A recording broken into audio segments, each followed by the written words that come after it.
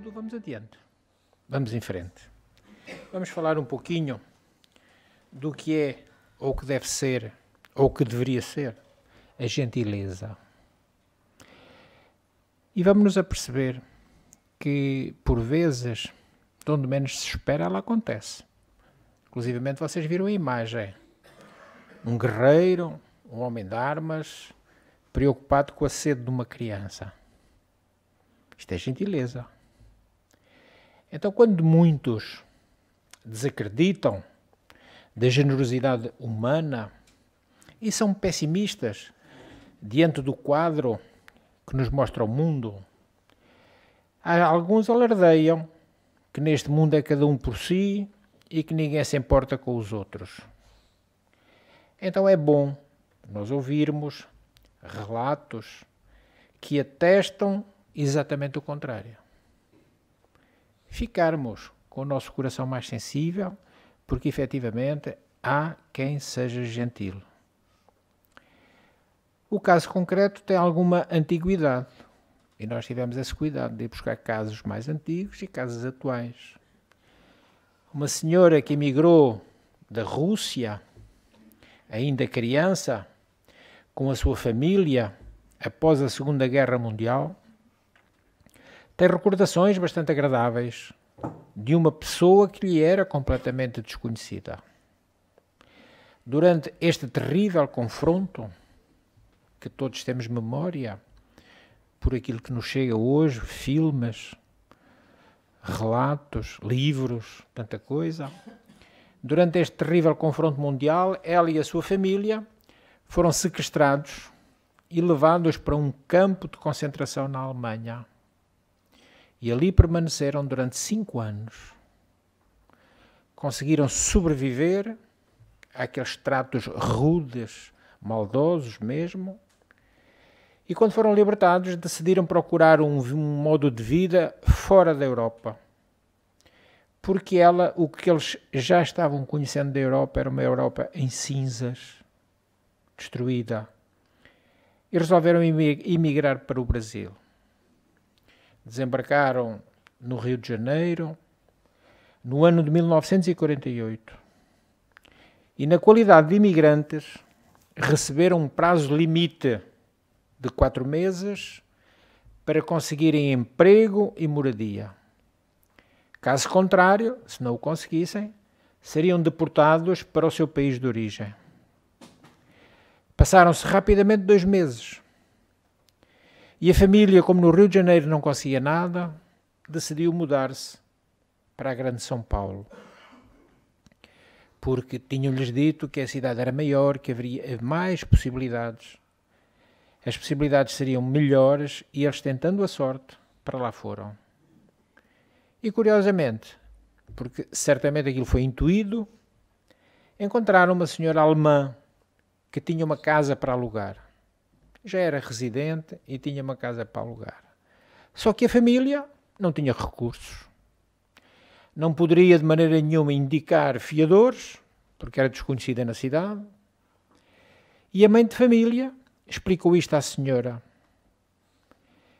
Explicou-lhe esta situação, de algum modo alarmante para ela, e o prazo que tinham já quase esgotado para conseguirem moradia e emprego. Já só lhes restava pouco mais de 1 mês. O insucesso, se não conseguissem, significaria desistirem da esperança de melhores dias e regressarem de onde quase tinham fugido. Só que aquela senhora alemã era uma dessas almas, não somente revestida de bondade, mas também de sabedoria. Abriu-lhes a casa que ela tinha para lhe render algum dinheiro, abriu-lhes. E permitiu que a família ali se alojasse.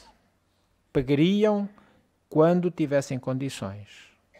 Mas fez mais.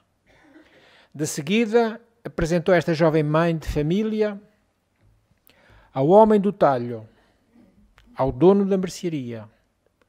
Ela dava o seu aval para tudo o que eles necessitassem para comer. Assim eles poderiam realizar suas compras e não correriam o perigo de morrer à fome. O casal, após mais 15 dias, conseguiu emprego e puderam, assim deste modo, recomeçarem as suas vidas. É uma das filhas que, entre a gratidão e a emotividade, narra este episódio real. Sua vida e de toda a sua família foi salva graças a um coração que acreditou na honestidade do próximo. E diga-se que a família soube aproveitar com muita vontade a oportunidade que lhe foi oferecida.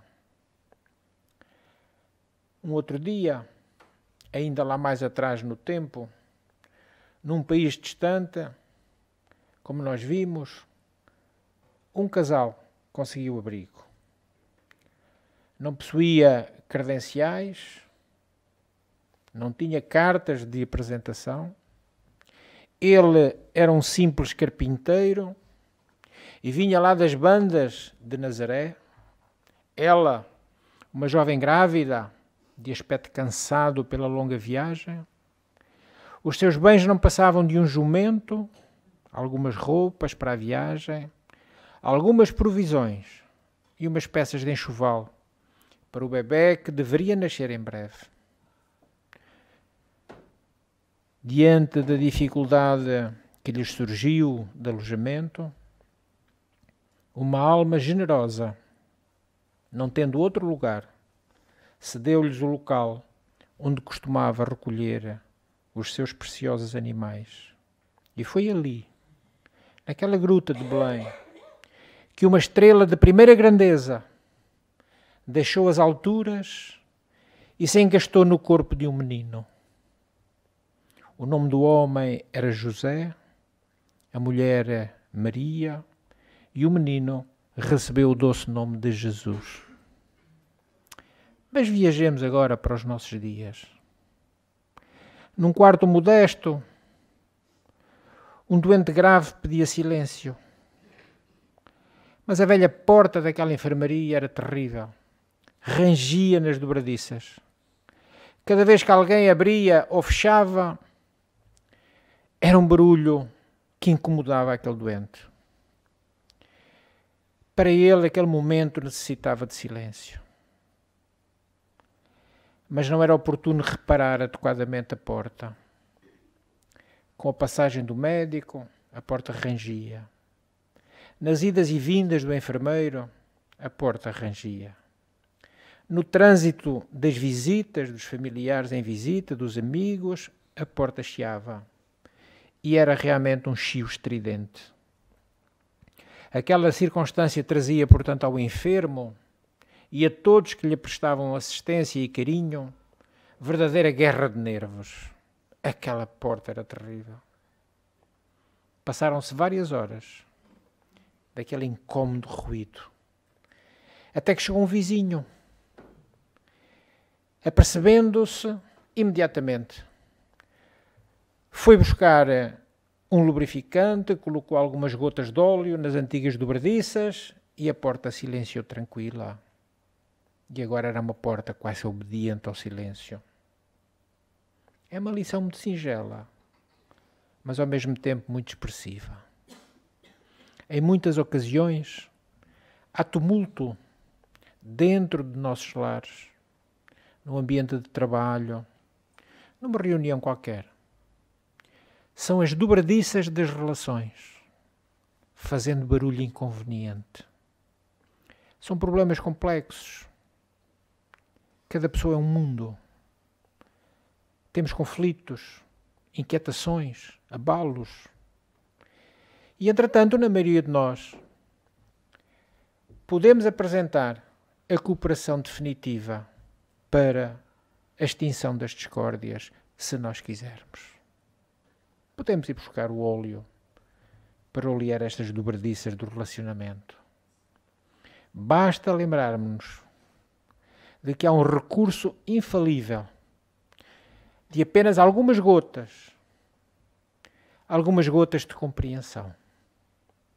E a situação muda. Mas se lhe juntarmos algumas gotas de perdão, acabam de imediato com o chiado das discussões, ainda que elas possam eventualmente ser muito, muito calorosas. Mas ainda podemos juntar mais. Gotas de paciência. Para que no momento oportuno elas possam evitar grandes dissabores. Mas ainda podemos juntar mais. Gotas de carinho.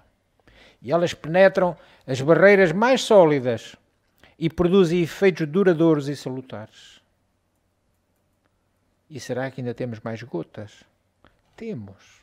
De solidariedade, de fraternidade. E elas podem conter uma guerra que às vezes pode durar muitos anos. E ainda mais, se tivermos umas gotinhas para juntar de amor, aquelas gotinhas que as mães dedicadas abrem as portas de muitos corações, são as gotas do puro afeto, que penetram e dulcificam as almas ressecadas. Quantas vezes? Da família que é numerosa. E desse modo ajuda na manutenção da convivência duradoura. Nas relações de amizade, por vezes, também são precisas algumas gotas da afeição. E elas são suficientes para lubrificar as engrenagens e evitar os tais ruídos estridentes da discórdia e da intolerância. Dessa forma, quando nos apercebermos que as dobradiças das nossas relações estão fazendo um barulho inconveniente, não ficamos à espera que venha o vizinho para solucionar o problema. Nós podemos fazê-lo. E quantas vezes, com as gotas do silêncio, também conseguimos evitar a discórdia. E desse modo estaremos lançando mão das gotas do amor. E ele é sempre útil em todas as circunstâncias. E o que é curioso é que este produto, as gotas do amor, não têm contraindicação. Elas não fazem mal a nada. Não são às vezes necessárias grandes virtudes para lograrmos êxito na nossa empreitada. Basta agirmos com sabedoria e aquilo que caracterizou o codificador da nossa doutrina, porque ele foi chamado o homem de bom senso. Então, sabedoria e bom senso, podemos ultrapassar muitas das nossas dificuldades. Às vezes são necessárias apenas as tais gotinhas do silêncio, porque elas vão conter o ruído desagradável de uma discussão infeliz. Nada pior do que uma discussão acalorada. Nada pior do que quando se começa a gritar. E nós temos o exemplo de que se uma pequena faísca pode desencadear um incêndio devastador, da mesma forma, uma gota de amor pode evitar grandes catástrofes nos relacionamentos humanos. Vale a pena ficarmos então atentos aos ruídos provocados pela discórdia. E se ficarmos, vamos ver que não contribuímos com a nossa quota parte para que isto tudo piore e fique mais grave. Ao contrário, juntemos-lhe as gotas da compreensão no momento oportuno e a discórdia com certeza passará. E se nós somos daqueles que pensamos que estes pequenos gestos não significam nada, a fim de contribuírem com também a nossa quota parte de esforço para tentar resolver as coisas, se pensamos realmente que estas pequenas coisas não servem para nada, lembremos-nos de uma outra coisa. As grandes montanhas, por maiores que elas sejam, são constituídas por pequenos grãos de areia. E mais, todos os grandes rios, todos, começaram nas primeiras gotas de água saídas das nascentes. A partir dessas gotas iniciais, foram avolumando, foram ganhando caudal. E são os rios que nós conhecemos hoje. Então, ao contrário do que hoje em dia alguns pessimistas afirmam, que ninguém se importa com ninguém, isto diz respeito a um pequeno número de pessoas. A maioria das pessoas importa-se sim com os demais. Auxilia, e auxilia sem esperar recompensa. Alguns sem sequer dizerem o nome. Não dão morada, para depois receberem um muito obrigado. Aliás, deve ser assim. Deve ser assim a caridade apontada por Jesus. Anónima e desinteressada.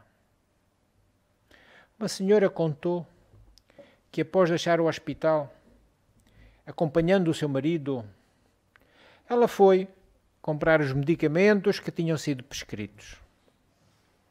Só que encontrou uma grave dificuldade, porque sendo ela de outra cidade, nas farmácias não a conheciam e não quiseram aceitar o seu cheque como pagamento dos medicamentos.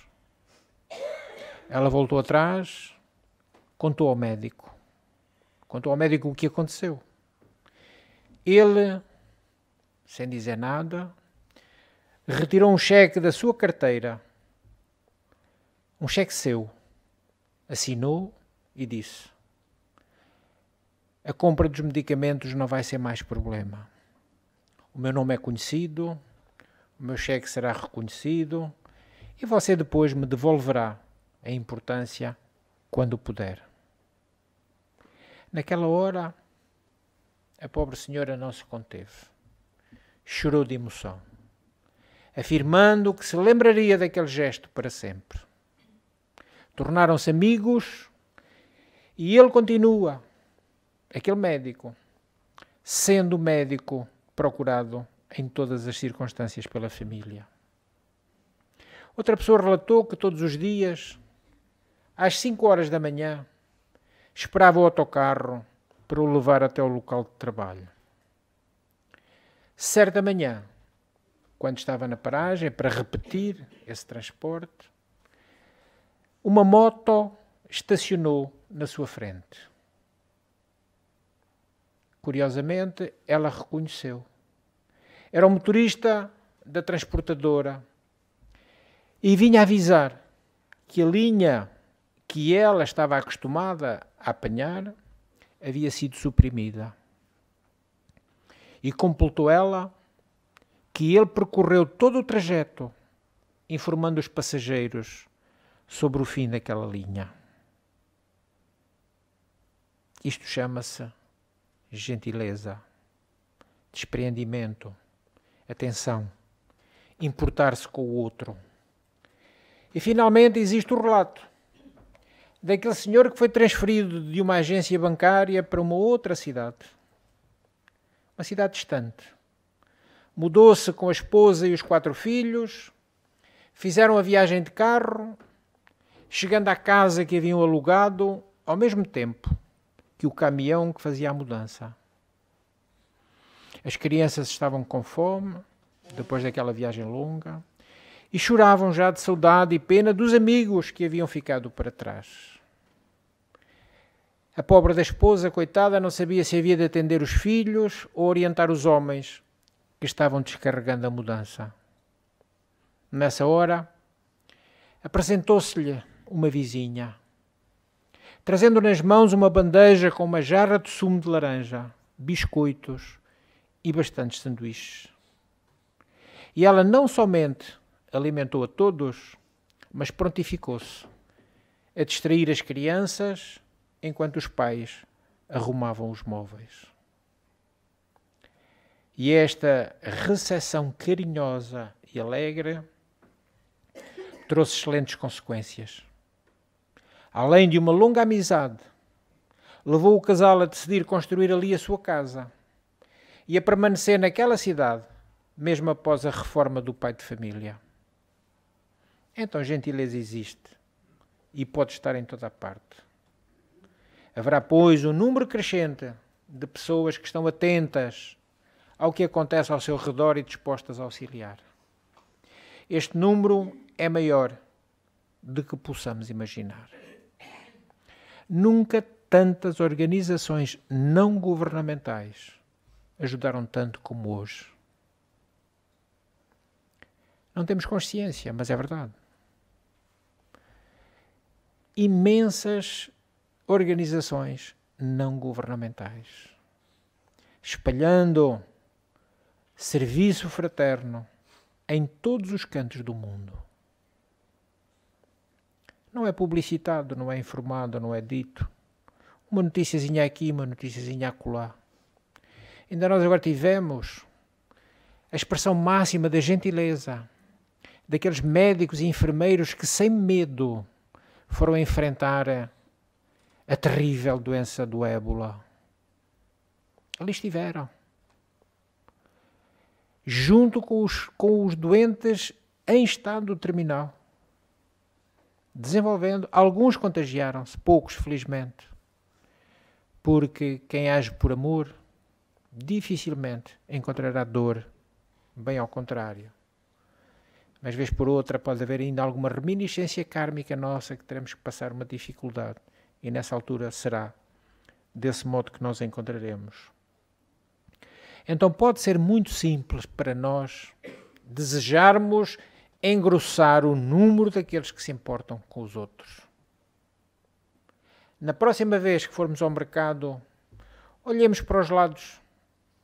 Observemos se por acaso um idoso não está precisando de ajuda para descobrir o preço de alguma mercadoria. Ou até mais. Se algum idoso não estará com dificuldade em transportar um peso que para ele se calhar é incomportável. Ou se uma mãe não está tendo alguma dificuldade com o seu filho pequeno. Sejamos gentis. Ajudemos a colocar as compras no carro ou no tapete da caixa. Se damos a nossa vez, se virmos que alguém está com mais necessidade, com mais pressa. E se for possível, conversemos enquanto aguardamos nas filas. Quem sabe consigamos acalmar uma criança, sossegar alguém que está irritado porque está demorando demasiado a fila, ao invés de nos juntarmos ao protesto, como quase sempre acontece, nós sabemos. Se um refila, 3 acompanham. Mas já verão, não, vamos ter calma. Logo mais todos seremos atendidos. Então, será isso suficiente para tornar o nosso mundo melhor a cada novo dia? Não raro encontramos pessoas gentis no trato social também. São aquelas que se preocupam em respeitar os direitos do próximo, em desenvolver o seu espírito de cidadania. Aqueles que buscam palavras e gestos amáveis para com os demais.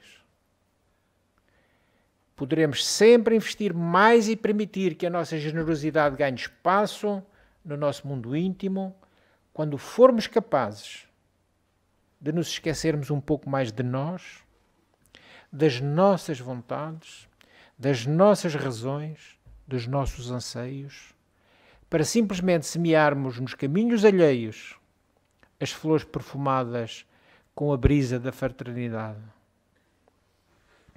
E será a generosidade da alma, quando não necessitamos, nem esperamos, por um agradecimento. Um agradecimento após termos feito um favor a alguém. Porque o simples facto de podermos ajudar a quem nos pediu ou nem sequer pediu, é-nos suficiente para preencher o coração com satisfação, sem aguardarmos nenhum tipo de reconhecimento.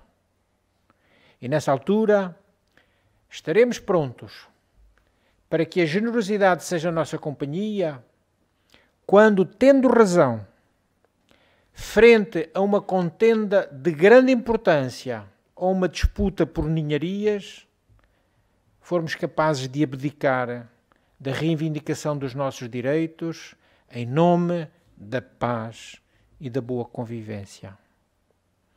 Todos os que estendem mãos invisíveis para sustentar vidas, para ajudar instituições nobres, são os semeadores dos novos tempos.